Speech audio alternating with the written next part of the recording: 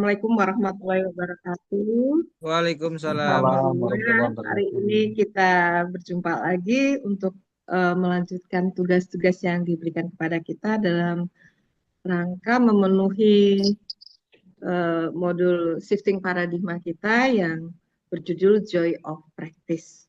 Joy of Practice ini adalah satu kebanggaan diri kita sebagai SPKKLP.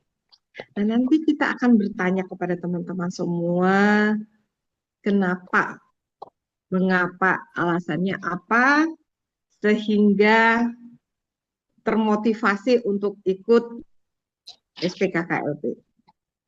Jadi masing-masing dari peserta saya berikan kesempatan 1 menit ya, 10 orang. Oke dok, bisa dimulai dok. Ya, Baik, mengapa Assalamualaikum tertarik Terima dulu kasih. ya? Nanti tantangan maksudnya di Oke, bagian belakang. siap. Izin Dimulai dok, ketua makasih. dulu. Eh, Makasih atas waktunya. Jadi mungkin ketertarikan saya sebagai SPKK OLP satu memang salah satunya adalah kita sebagai profesi dokter untuk menggali kompetensi kita supaya kita tidak tertinggal. Jujur, di puskesmas saya merupakan daerah Meranti merupakan daerah DTPK. Yang dimana itu memang akses yang sangat sulit sehingga masyarakat itu sangat membutuhkan kita untuk memberikan pelayanan karena dari jarak saja apalagi dengan ada jambat patah sekarang ini mereka untuk akses itu sangat susah sehingga kita setidak mungkin kita bisa tuntas menggali potensi masalah. Terus dan juga banyak masih berhubungan dengan adat kultural yang dimana dukun itu masih mendominasi sehingga di situ merupakan tantangan bagi saya untuk bisa memberikan pelayanan untuk meluruskan bahwasanya dokter ini bukan hanya bisa menyebabkan apa memberikan kuratif ya, tetapi juga upaya-upaya preventif promotif itu bisa dilakukan. Itu kalau dari konsep wilayah. Itu juga sebagai saya juga sebagai peran double dok sebagai pimpinan FKTP. Salah satunya dengan adanya SPKKLP ini di pihak manajemen meminimalkan angka rujukan. Karena dengan adanya rujukan ini sangat mempengaruhi KBK dari non kapitasi yang diterima oleh puskesmas sehingga itu akan berdampak kepada jasa untuk semua nakes yang ada saat ini. Mungkin itu dulu dok yang nampak dulu ya dok untuk motivasi ya dok. Terima kasih, Dr. Mates. Selanjutnya, silahkan. Siapa aja? Volunteer. Nah, Dokter Netrawati, monggo. Masih dari jalan terus ya, dok, dari kemarin. Alasannya yang pertama memperluas pengetahuan atau dan meningkatkan kompetensi, terus meningkatkan kepercayaan pasien kepada dokter dan untuk menyenangkan dalam diri untuk berkembang dalam keilmuan dan eh, dan lebih banyak eh, dalam pelajari pengobatan lebih bagus dan lebih banyak pasien kami pada praktik. Ya, terima kasih, Dokter Netra. Silakan yang lain. Lian Bu, dok. Monggo, Lian. Kalau Lian, dok alasannya kan gini, uh, kalau Lian tuh kan dok di rumah sakit. Jadi kalau di rumah sakit itu kan Lian rawat inap di unit hemodialisis gitu kan. Kan sehari-harinya tuh udah ngerjakan yang kayak model-model tugas kayak memberi pembinaan berkelanjutan gitu, pembinaan berkelanjutan ke pasien, terus memberi diagnosis, terus memberi dukungan kayak gitu kan dok. Karena kan di rawatan atau di apa ini juga ada continuity of care, ada discharge planning yang kayak gitu kan. Jadi cuman selama ini kan karena kita ini cuma dokter umum gitu kan dok, rasanya tuh apa-apa mau dibuat tuh keterbatasan kewenangan gitu, karena kan apa ya ini kan nanti kenapa ya hanya harus spesialisnya nanti yang kayak gini gitu. Jadi setelah ada SPKKLP rasanya itu udah punya wewenang gitu, jadi lebih pede gitu dok. Lebih apa namanya? Ini dokter spesialis KKLP nih nanti ya gitu. Jadi ada PD-nya lagi gitu kan. Terus ada juga terus adalah rasa timbul kepuasan kan dok karena kita udah dekat sama pasien. Mulai dari tahap-tahap kehidupan dia kita ikuti gitu kan dok. Nah, apa namanya? Karena udah sering apalah mengedukasi segala macam udah lebih dekat gitu. Nah, habis itu kenapa tertarik KKLP, terus juga bagian dari Wongka itu yang kemarin kami ikuti yang di Singapura itu membuat makin tertarik karena tergabung dalam dalam bagian dari Wongka gitu. Dari Jadi ada internasional keinginan, ya. gitu dong, ada keinginan untuk memberi manfaat lebih besar, ingin belajar berkelanjutan kayak gitu. Mungkin kalau sebatas dokter umum kemarin kan keinginan yang kayak gitu kan tak terlalu gimana, tapi setelah bagian dari KKLP ini apa namanya itu ya kayaknya Lebih luas makin ya. termotivasi. Iya. Jadi lebih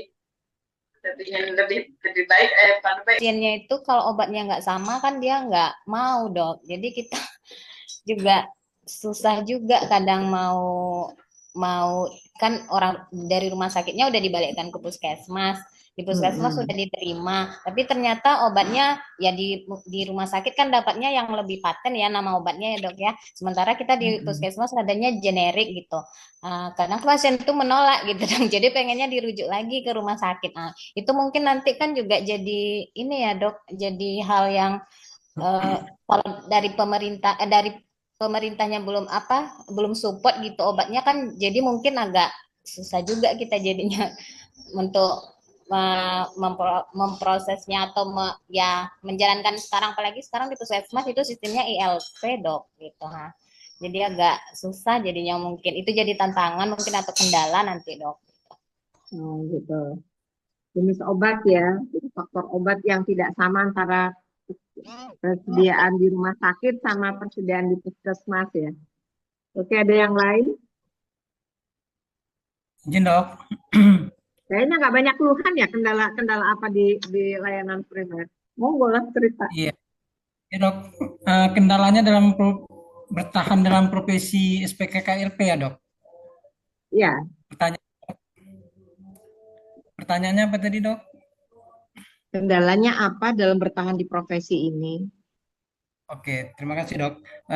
Kalau saya pribadi membayangkan seperti ini dok.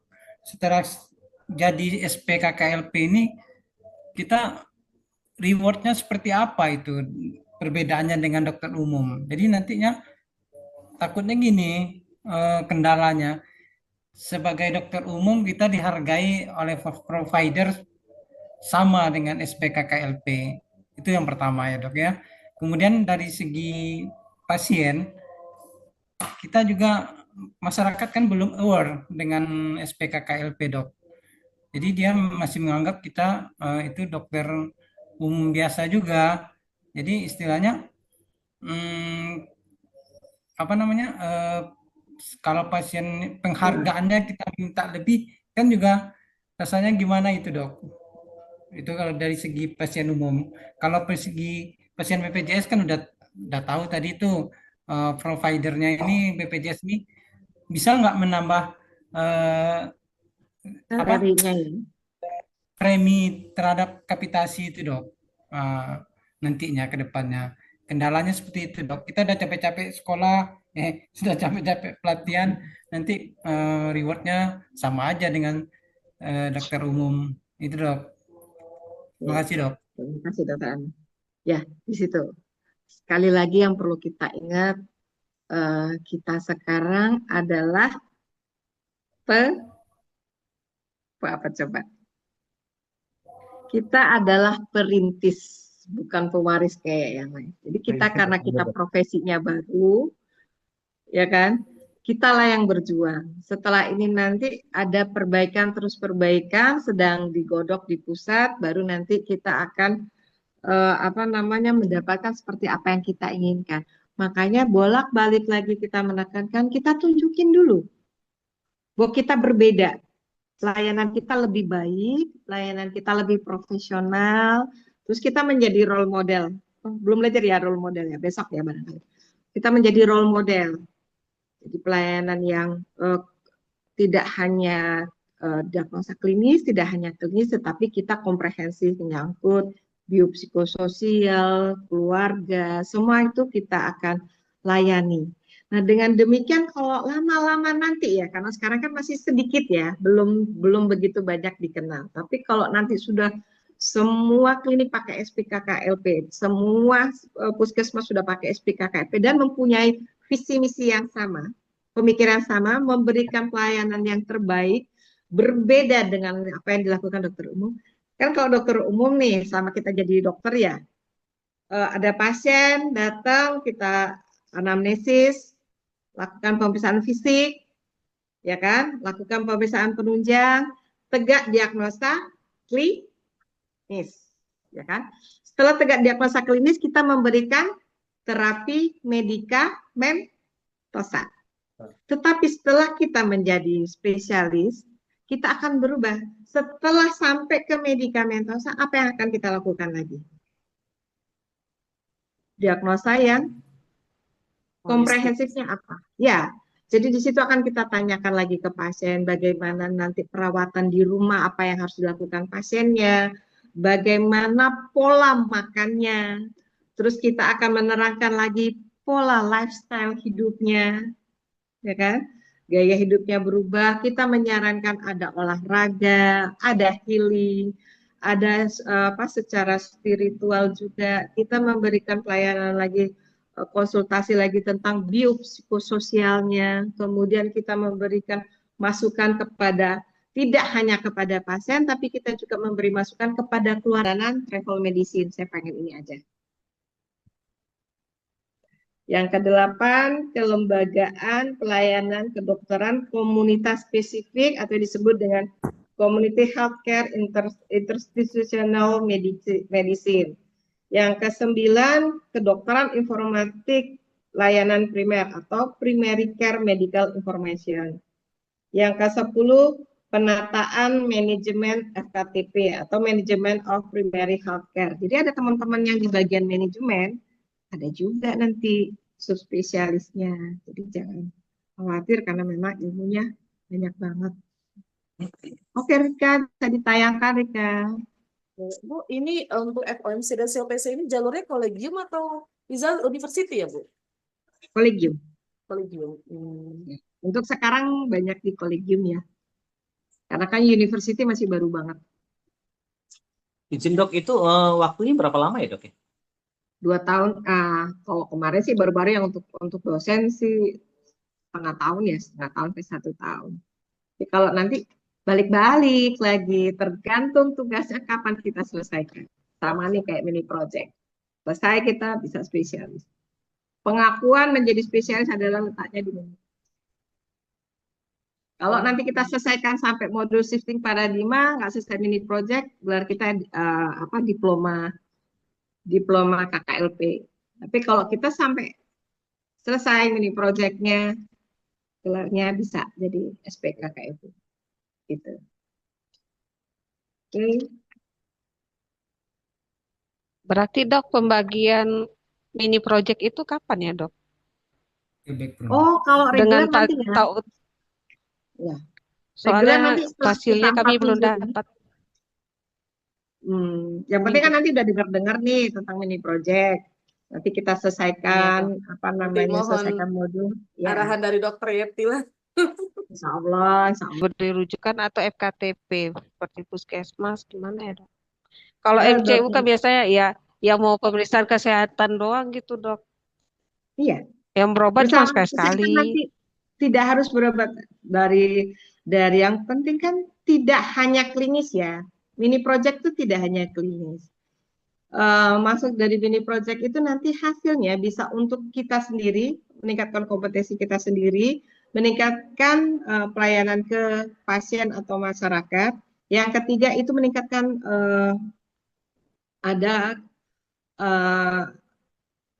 kegunaannya untuk pemerintahan setempat ataupun masyarakat setempat, lingkungan setempat. Jadi tidak kecil dokter. Jadi tidak kecil sepicik itu fungsi SPKKLP. Jadi kita baca dulu lah kompetensi kita. Jadi mini project itu menunjukkan kompetensi diri kita. Jadi tidak hanya di layanan primer, bisa di layanan manajerial, bisa pendidikan, bisa juga. Jadi bentuknya tidak hanya kita meneliti penyakit, tapi kita bisa mengadakan edukasi. Misalnya kita meningkatkan pengetahuan komunitas Karena misalnya kemarin di wilayah setempat, ya dok, karena tempat kemarin dokter kan di semua. reguler. Aduh, Ya dok, kembalikan. Aduh, mohon kemarin kan maaf di semuanya. reguler tuh. Mohon maaf dokter, ini kita mau Ya, terima dikeluarin kasih ya, tapi dok. udah ada di sana. Udah foto bareng belum? Udah Dokter dok. Rika, Udah dok. udah ada Udah dokumentasi Bu, kita. udah diambil Bu. Ya sudah dok, sudah. Nanti kita cerita. Alhamdulillah besok jumpa lagi. Ternyata saya ditugaskan Oke, sampai besok. tanggal 7 sama kelompok 2. Yos, mantap. Izin stop Saya bisa record ya. Oke.